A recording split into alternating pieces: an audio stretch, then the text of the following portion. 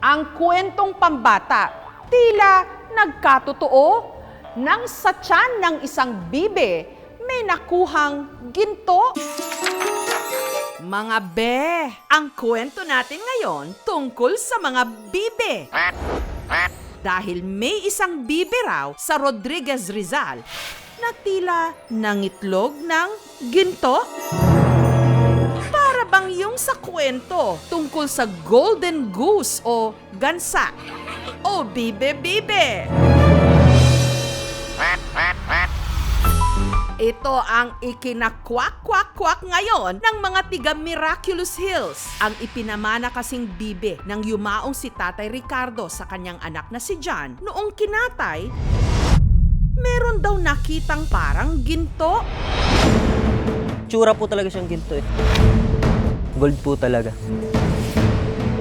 Talagang pinagkalob sa kanya, talagang swerte ho yun. Pagkatingnan nyo po kasi sir, parang gold talaga siya. Pero nito lang February 18, sa first death anniversary pa man din ng kanyang ama, ang alagang bibe ni John, nadatnan niyang naghihingalo. Hindi niya po kinaya yung pag-itlog niyo po. Minuto lang yan. Nabawian na rin po siya ng buhay. Para mapakinabangan, kinatay nila ito para sana iprito.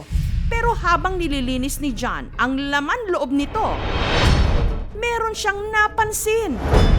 Pagbukas ko po, tumambad sa akin yung dalawang ginto. Mga ganyan lang din po siya kalaki.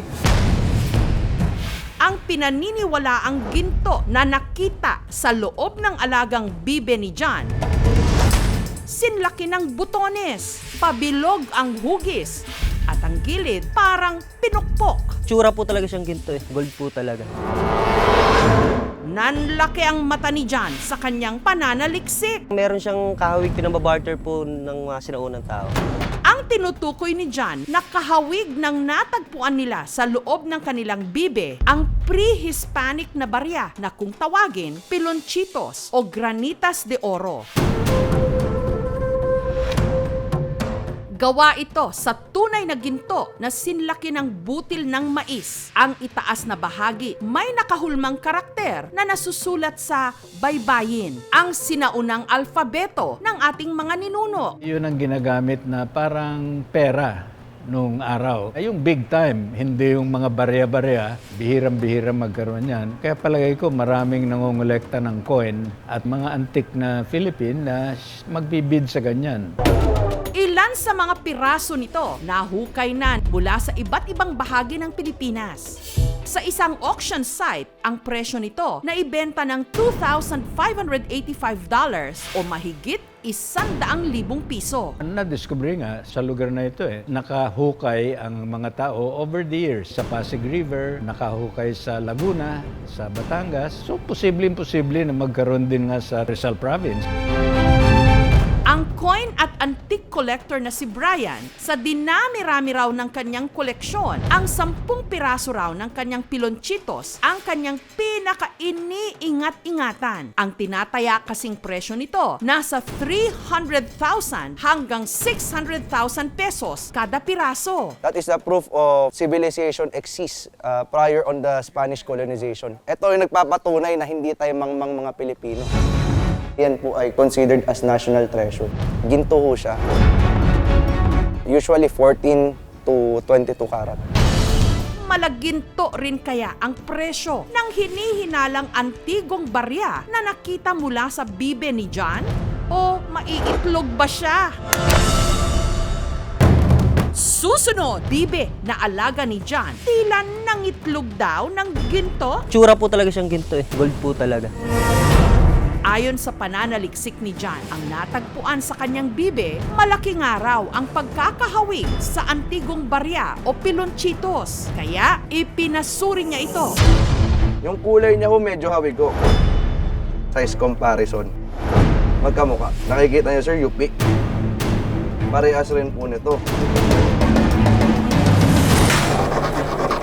Pag pinataka natin ito ng asido, kung tanso ito, magi-green, bubula at ang usok niya napakabaho.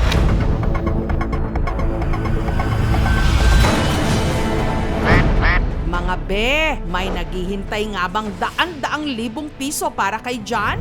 Ano, ready ka na ba? Yes, sir. Bibitinin muna namin kayo. Pero iire na natin ang kasagutan susunod na. Ayan.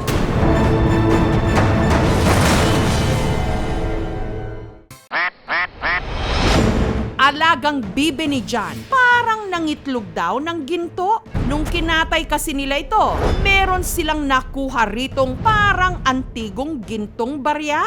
Tsura po talaga siyang ginto eh.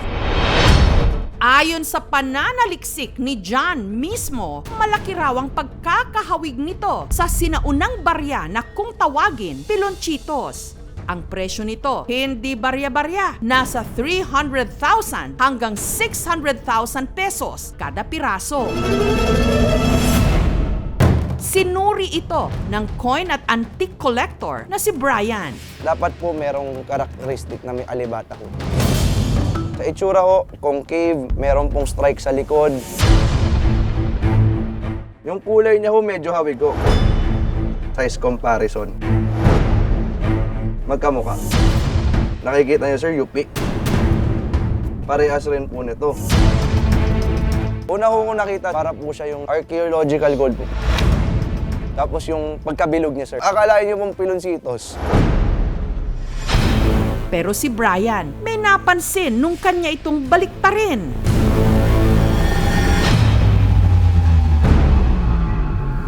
Ito sir, modern materials ho to. Ang nagkaiba ho niya, number one nga ho, yung presence ng plastic, yung metal content. Upon ocular inspection, wala po siya. Yung mahi po na alibata, wala ho talaga. Malabo ho para sa akin na pilonsitos po yun. Sa hiling na rin ni John, pinatignan din nila ito sa isang gold appraiser. Pag pinataka natin to ng asido, kung tanso ito, green, bubula at ang usok niya napakabaho. Pero kung ginto naman siya, walang reaction, parang tubig lang yung ipinatak mo dyan. Ano, ready ka na ba? Yes, sir.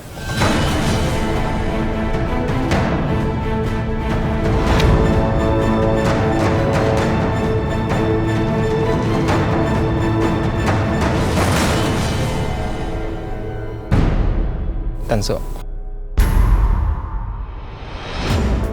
Paano rin kaya ito napunta sa loob ng bibe? Nakakalabas din po kasi mga bibi. Pag-alagala lang po. Nakain ng mga bibi yun. Hinala nila ang nalunok ng alagang bibe ni John. Isang klase lang ng